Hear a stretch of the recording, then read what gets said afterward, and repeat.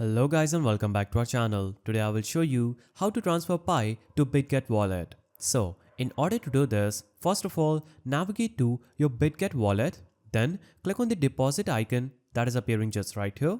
Now choose receive crypto assets. Click on receive and search for Pi. Now choose Pi network and click on the copy icon just under this address. Now your address will be copied to your clipboard. Then you'll have to simply navigate to Pi browser. Then click on the wallet icon appearing just right here. Now simply open your wallet.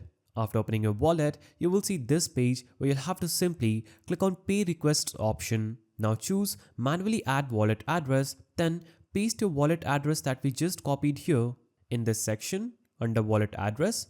Now click on send. And after you click on send, you would have successfully sent your Pi to Bitget wallet. So that is a simple way you can do it. If you found this guide helpful, please don't forget to give it a thumbs up and thanks for watching.